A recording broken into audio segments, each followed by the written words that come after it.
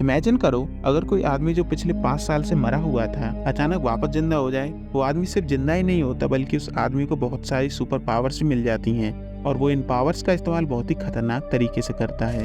Movie का नाम है ब्लडशॉट, जिसे देखकर आप भी कहोगे मजा आया। तो चलिए आज की हमारी फिल्म की स्टोरी शुरू करते हैं। आइए देखते, मजा आएगा। फिल्म की शुरुआत होती है और हमें रे नाम के एक अमेरिकन सोल्जर को दिखाया जाता है, जिसे कि एक रेस्क्यू मिशन दिया जाता है। वो इस मिशन को बड़ी ही बहादुरी के साथ करता है और आखिर में उसे एक टेररिस्ट मिलता है जिसने कि किसी को हॉस्टेज बनाकर रखा हुआ था। वो रे से कहता है कि मुझे अभी एक हेलीकॉप्टर चाहिए, जिस पर रे कहता है कि ठीक है, इसके लिए मुझे कॉल करना होगा। और जब जैसे ही टेररिस्ट का ध्यान भटकता है, रे उसे भी शूट कर देता है और इस मिशन को पूरा कर लेता है। इसके बाद वो अपने घर जाता है जहाँ पर वो अपनी वाइफ से मिलता है, जो कि उससे मिलकर काफी खुश होती है। इसलिए रे एक वैकेशन पर चला जाता है और रे अगली सुबह जैसे ही अपने होटल रूम में सोकर उठता है, वो पाता है कि उसकी वाइफ उसके पास नहीं है। उसकी वाइफ ने उसके लिए एक नोट छोड़ा था जिसमें लिखा था कि मैं सामान लेने के लिए बाहर जा रही हूँ। अब इसके बाद रे वॉशरूम में जाता है जहाँ पर उसे शक हो जाता है कि यहाँ पर कुछ और लोग भी हैं। और जब वो बाहर आता है तो वहाँ पर सच में कुछ लोग थे जो कि उस पर हमला कर देते हैं। उसे एक इंजेक्शन लगाकर बेहोश कर दिया जाता है।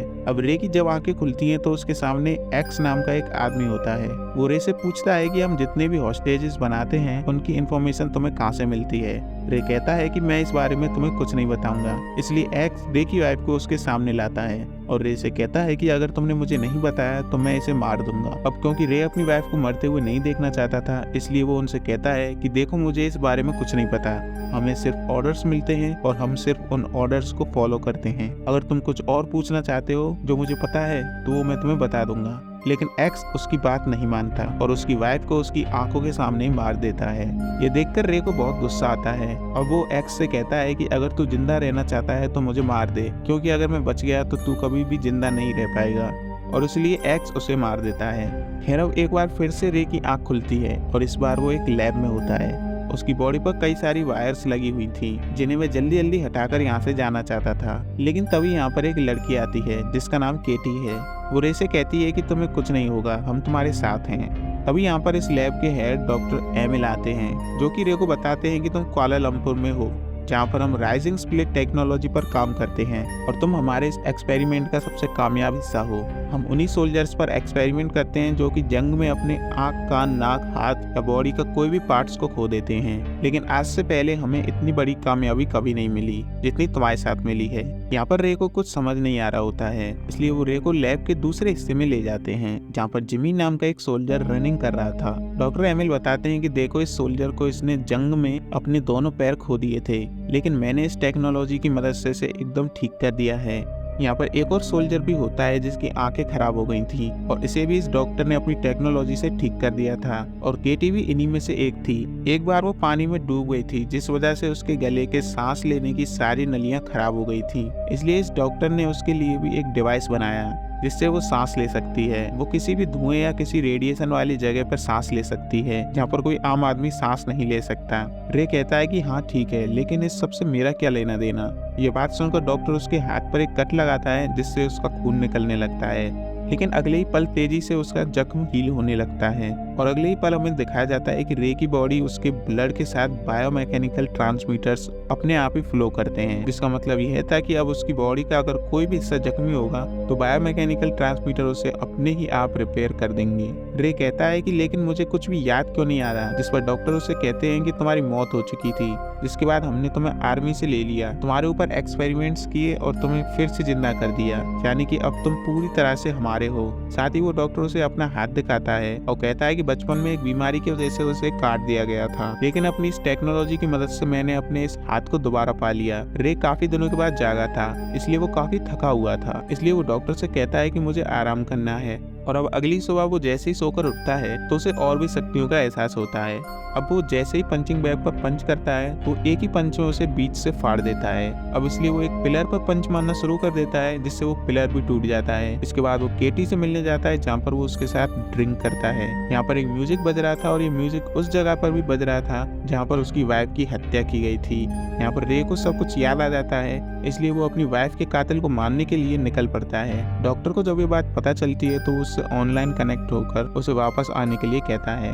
डॉक्टर कहता है कि देखो अभी हमें ये नहीं पता कि तुम्हारे अंदर कितनी शक्तियां हैं और वह किस तरह से काम करती हैं, लेकिन रे कहता है कि मेरा एक बचा हुआ काम है। इसके बाद रे एक प्लेन तक पहुंचता है, लेकिन उसे प्लेन उड़ाना नहीं आता था। यहाँ पर प्लेन का मैनुअल होता है जिसे वो कुछ ही सेकंड में रीड करके प्लेन को उड़ा ले जाता है। वो सीधा पेरिस पहुंच जाता है और यहाँ आकर वो उस कातिल को भी ढूंढ लेता है जिसने उसकी वाइफ को मारा था। वहीं डॉक्टर अपने साथियों से पूछता है कि आखिर रे को यह सब पता कैसे चला। उसके साथी उसे बताते हैं कि रे ने वहाँ पर पहले 9000 गाड़ियों को स्कैन किया, जिससे उसे पता लग गया कि उन गाड़ियों में से उस कातिल की गाड़ी कौन सी है। ये सुनकर वो डॉक्टर भी काफी हैरान रह जाता है। और वहीं अब दूसरी तरफ रे की पत्नी का कातिल एक सेफ टनल के अंदर पहुंच जाता है। यहाँ पर रे भी पहुंच जाता है। रे यहाँ पर पहुंचकर एक्स के सभी साथियों को मार देता है। अब रे एक्स के पास जाता है और उससे कहता है कि मैंने तुझसे कहा था कि मुझे मार देना, अगर मैं जिंदा बच गया तो मैं तुझे नहीं छोड़ूंगा। और अब वो एक्स को मारकर अपनी वाइफ का बदला ले लेता है। अब इसके बाद रे को लेने के लिए कैटी और उसके 2 साथी आते हैं जिन पर कि इसी तरह के एक्सपेरिमेंट किए गए थे।